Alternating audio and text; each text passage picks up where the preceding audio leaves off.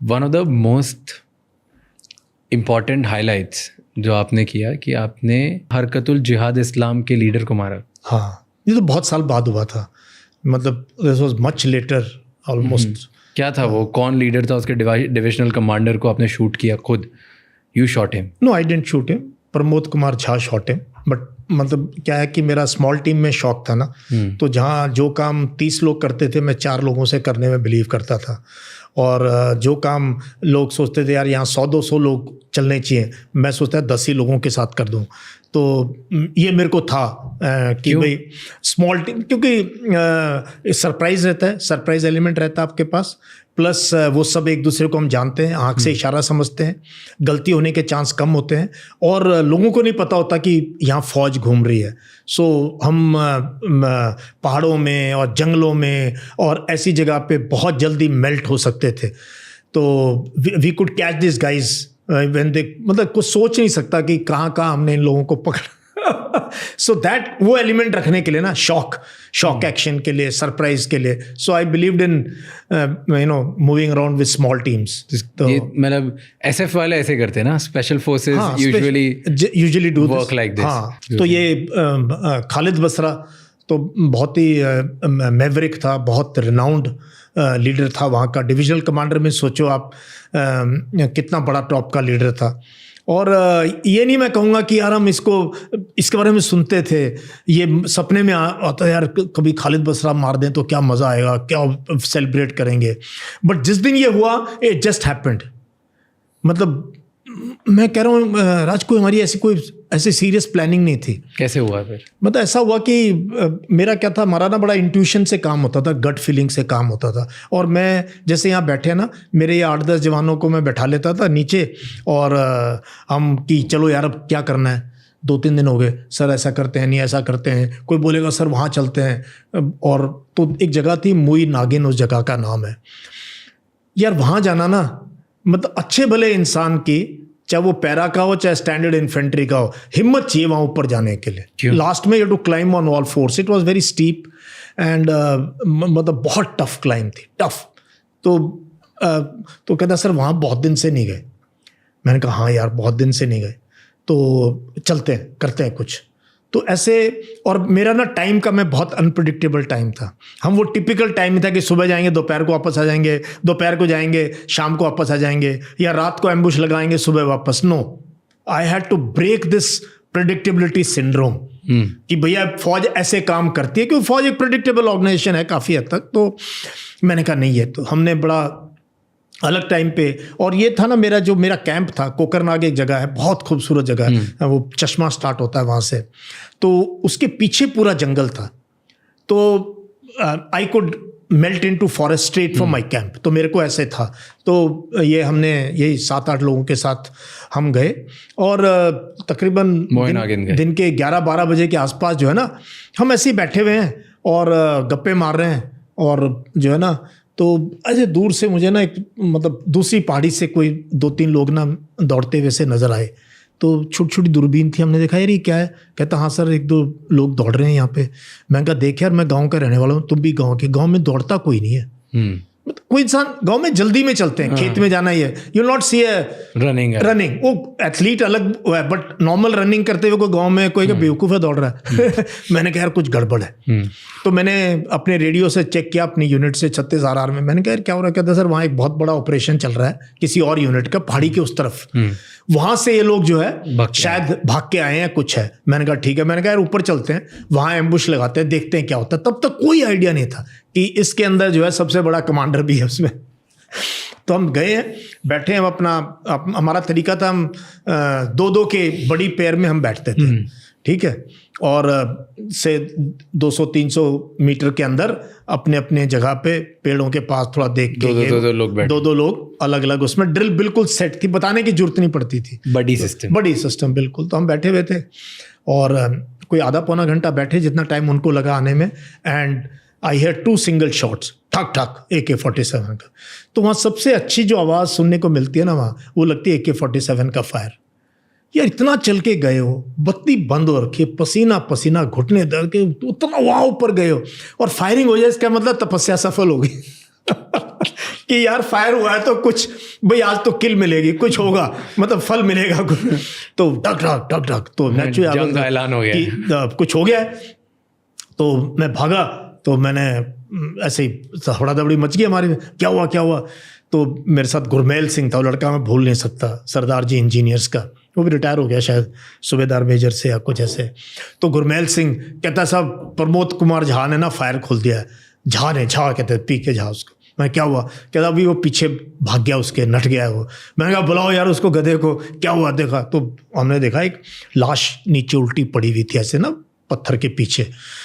और तो मेरा ये था कि यार ये जो आए हैं ना भगोड़े, ये इन्होंने मरना ही मरना है, ये तो आए हैं मरने के लिए। यहाँ आज यहाँ से बच जाएगा, कहीं और मारा जाएगा, लेकिन मेरा जवान नहीं जाना चाहिए। वो वेरी कॉन्शियस हो। मैंने वो कहता भाई तुम्हें मैंने घर वापस पहुंचाना है ठीक ठाक तुम्हारे माँ बाप के पास। तो ये मेरे माइंड में हमेशा था कि it's not worth losing a soldier in this kind of thing. लड़ाई होगी पाकिस्तान के साथ, चाइना, वो अलग बात है, बट नॉट इन दिस इसमें ना। तो मेरे को, तो मैंने कहा यार देखो, तो हमने फिर वो मतलब थोड़ी देर ट्रेल के पीछे भागे, we got hold of Pramod को। जब तो उसने बताया, कहता सर मैं देख रहा, मैं और गुरमेल तो कि सामने दो बंदे बैठे और हाँफ रहे थे, तो मैं समझ गया ये वही हैं जो आप बात कर रहे थे। और ऐसे ही लगा हाँफ रहे, थक गए थे ना ऐसे ऐसे करके।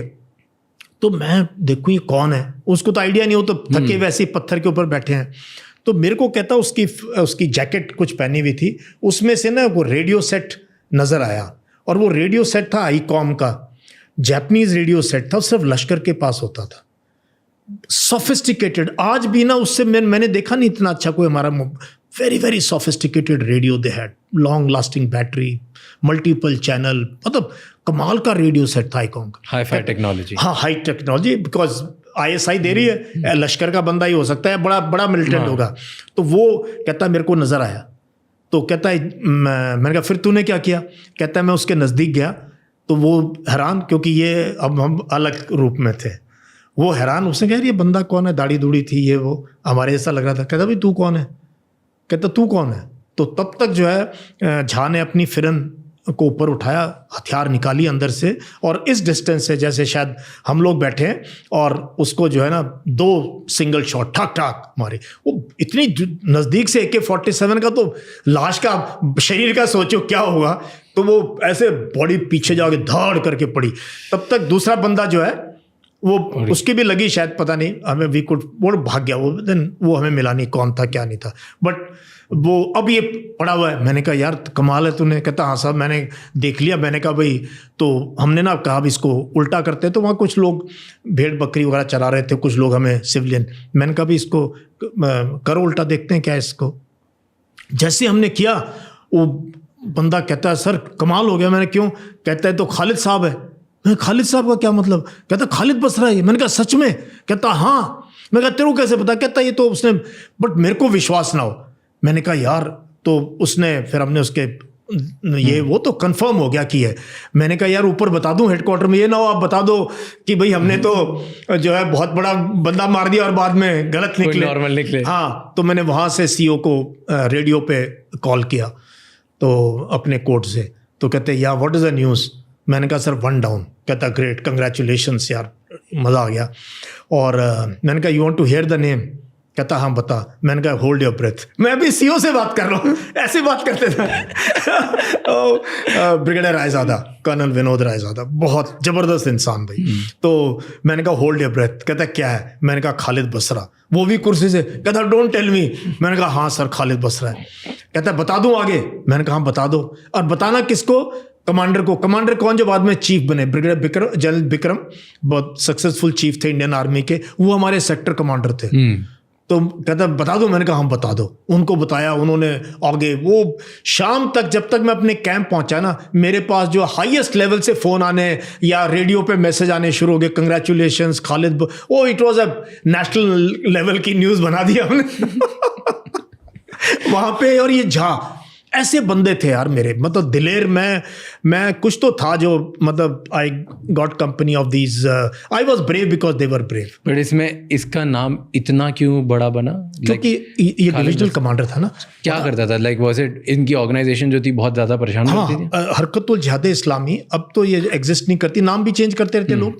ये साउथ कश्मीर में एक्टिव थे और फिर डोडा किश्तवाड़ में भी एक्टिव थे। सो ये एक ऐसा ऑर्गेनाइजेशन था, दोनों तरफ था। और इसमें पाकिस्तानी मिलिटेंट्स भी थे, इंडियन वो भी थे, जबकि लश्कर वॉज प्योर, वो Hizbul is purely Kashmir based कार्डर। तो इसमें दोनों का वो था। और बहुत से इनके फाइटर्स जो थे पाकिस्तान से ट्रेंड होके आए थे।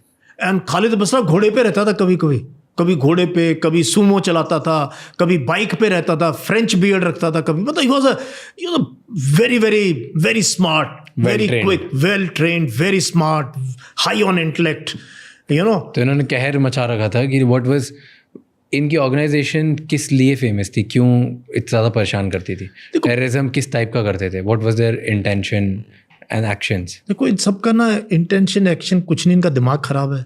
वहाँ से इनको ट्रेन करके भेजते हैं कि यार इंडियन आर्मी में कैंप पे करो, लोगों को वो करो, और एक दिन आएगा जिहाद होगा और ये सब आज़ाद हो जाएगा, फलाना ढिकड़ा। और वहाँ इनको बोल के भेजते हैं इंडियन आर्मी, ये तो कुछ भी नहीं है, ये तो धोती पहनते हैं, ये तो डर जाएंगे। मतलब इनका पूरा, क्योंकि मैंने तो कैप्चर भी किए ना लोग, इनसे बात की, भाई तुम्हारा क्यों दिमाग खराब है, तुम यहाँ क्यों आए मरने के लिए? कैसा हमें तो ये सब बता रखा है, हमारा तो इतना ब्रेन वॉश है, हम तो सोचते हैं हम तो बस सीधा जो है जिहाद के लिए जा रहे हैं और बहुत बड़ा काम करने के लिए जा रहे हैं, ऐसे पंप करके। यहाँ आके पता चलता है यार यहाँ तो ऐसा कुछ है ही नहीं। देन फिर लोग भी इनकी खबर देते हैं। भाई ये तो खैर ऐसे तो हमने कई मारे इंसिडेंटली, हार्ड वर्क से मिल गए, बट बहुत से मिलिटेंट हमने तो मारे हैं बिल्कुल ढूंढ के और क्लियर कट इन्फॉर्मेशन पे मारे हैं। एक मिलिटेंट की डायरी में ना एक शेर था, वो मतलब मैं कभी भूल नहीं सकता। उर्दू में मुझे उर्दू नहीं आती, बट शौक बहुत था उर्दू सीखने का। तो मैंने एक बंदे ने कहा ये क्या लिखा है इसने, तो ये डायरी में बड़ा लिखते थे शेर व शायरी ये वो। तो उसमें लिखा है कश्मीरी हमारे रहबर भी हमारे कातिल भी, कश्मीरी हमारे रहबर भी हमारे कातिल भी। मतलब रहबर है जो रास्ता दिखा, बहुत सुंदर वर्ड है रहबर, गुरु को भी कह सकते हैं, रास्ता दिखा, mentor, guide is small word, रहबर इज लिटिल बिगर। तो ये रहबर भी हैं, गाइड भी करते हैं, और हमारे कातिल भी हैं, क्योंकि फौज को भी खबर देते हैं ये कि भी ये कहाँ छुपे, क्योंकि फिर इनके काम भी तो टुच्चे काम करते हैं ना ये लोग। तो इसलिए जो है तो उन्हें यूजुअली ब्रेन वॉश किया जाता है वहाँ से कि इंडियन आर्मी में तो कुछ नहीं है, क्या इंडियंस धोती पहन के घूमते हैं, हाँ ये तो ऐसे ही हैं, इनको तो लाले हैं, इनको तो ऐसे कर देंगे वैसे कर देंगे। उल्टी कहानियां चला रखी उनकी, उनका सब कुछ मतलब ब्रेन वॉश किसी का करना हो तो फिर यहाँ आके रोते हैं, जब पड़ती है इनको, फिर रेडियो पे रोते हैं कि हाय बचा लो, ये हो गया वो हो गया। थैंक यू सो मच ये क्लिप एंड तक देखने के लिए। अगर आपको और भी ऐसी क्लिप्स देखनी है तो राज शमानी क्लिप्स चैनल को सब्सक्राइब कर लीजिए।